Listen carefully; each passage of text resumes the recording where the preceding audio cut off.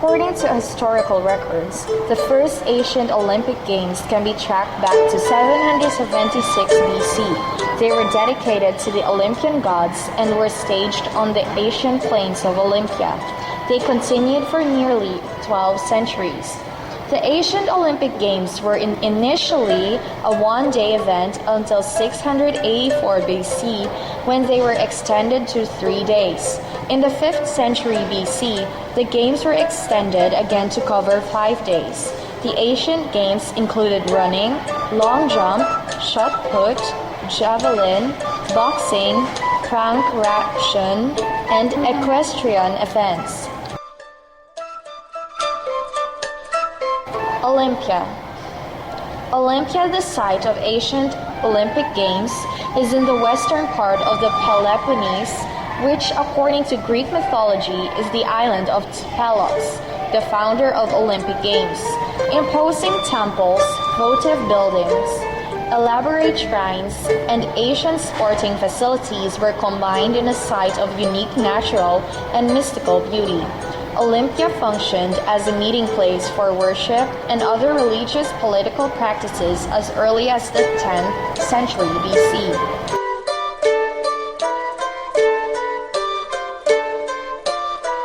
The Games and religion. The Olympic Games were closely linked to the religious festivals of the cult of Zeus, but were not an integral part of rite. Indeed, they had a secular character and aimed to show the physical qualities and evolution of the performances accomplished by young people, as well as encouraging good relations between the cities of Greece. According to specialists, the Olympic Games owe their purity and importance to religion. Pentathlon.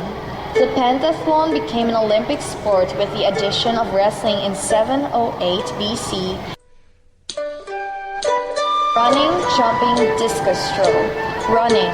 The contest of running included the stage race, which was the preeminent test of speed, covering the Olympia track from one end to the other, which was 200 foot race.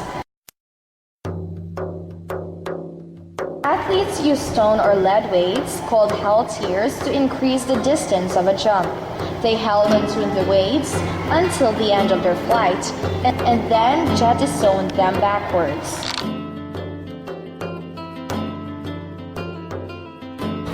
Discus throw. The discus was originally made of stone and later of iron, lead, or bronze. The technique was very similar to today's freestyle discus throw. Wrestling. This was highly valued as a form of military exercise without weapons. It ended only when one of the contestants admitted defeat.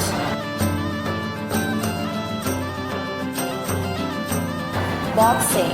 Boxers wrap straps, called hemantas, around their heads to strengthen their wrists and steady their fingers. Initially, these straps were soft, but as time progressed, boxers started using hard leather straps, often causing disfigurement on their opponent's face. Pancration. This was a primitive form of martial art combining wrestling and boxing, and was considered to be one of the toughest sports. Greeks believed that it was founded by Theseus when he defeated the fierce Minotaur in the labyrinth. Equestrian events.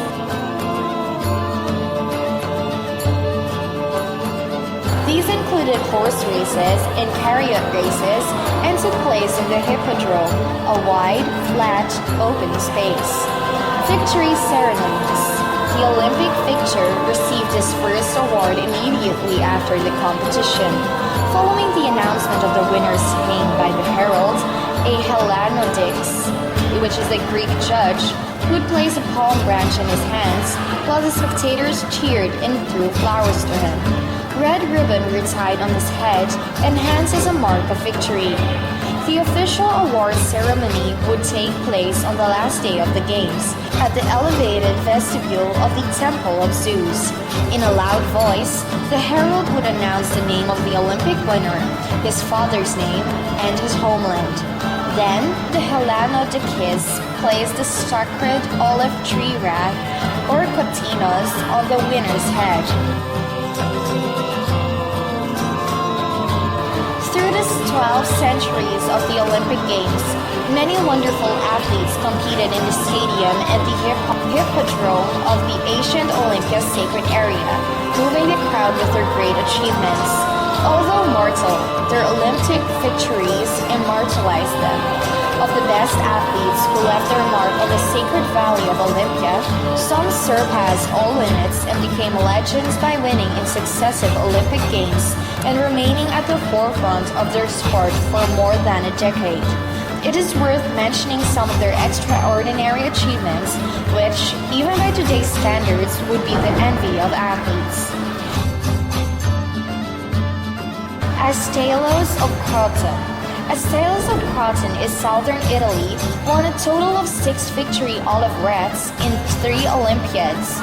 In the state Endidiolus, which is twice the state event. In the first Olympiad, the ran for Croton and his compatriots honored and glorified him. In the 2 successive Olympiads, however, he took part of a citizen of Syracuse. The people of Croton punished him by demolishing his statue in their city and converting his house into a prison.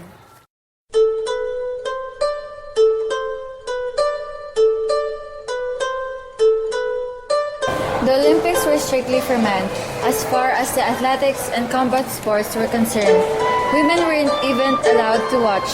However, women might compete in the equestrian events, but only by proxy as owners of the horses and the chariots. The first woman victor on record was a Spartan princess. One reason for the exclusion, perhaps, was that athletes, boxers, and wrestlers all competed in the nude. Games were a religious festival in honor of Zeus and demanded out of the ordinary devotions.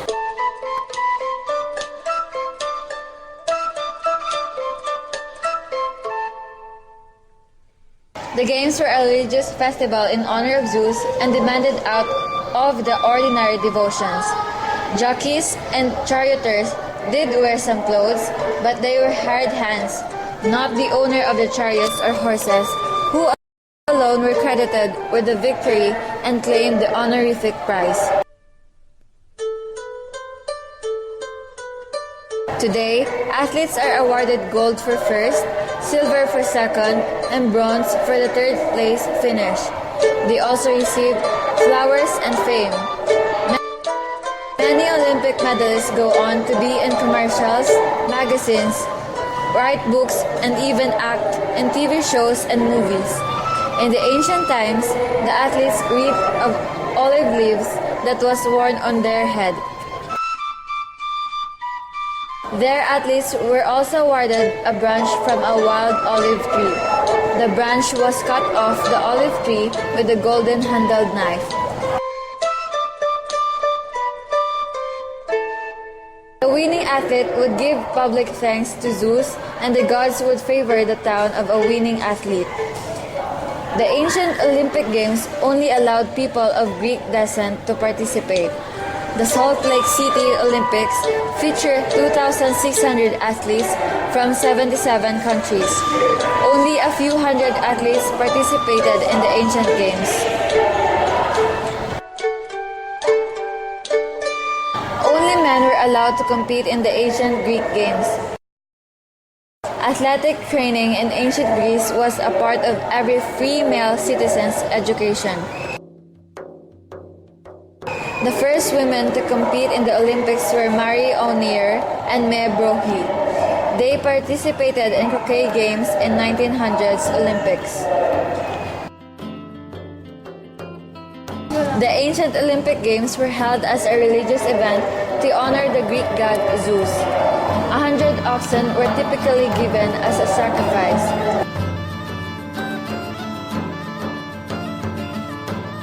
Frenchman Pierre Baron de Coubertin, who helped revive the Olympic Games in the 19th century, insisted that they feature the international competition of athletes. The ancient Olympic Games yielded only one winner. A crown of olive leaves was placed on his head and a statue in his image was erected in Olympia. The current Salt Lake City Olympics feature 15 types of events, each with a gold, bronze, and a silver medalist, except when the game is triggered by the French, in which case 2 gold medals are given.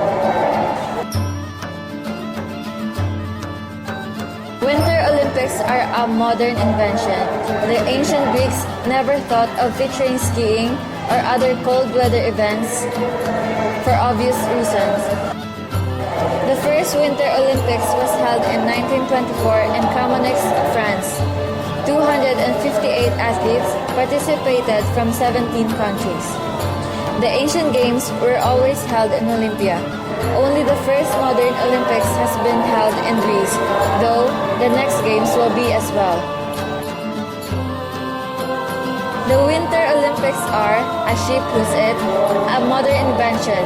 The other points in her brief article are less clear or clearly off target. Only the first modern Olympics has been held in Greece, though the next games will be as well. In today's Olympics, every 4 years, the Olympic Games is hosted by different countries, like in 1988 is in Seoul, then in 1992 is in Barcelona. Indeed, the ancient Olympics were far different than our contemporary international sports festivals.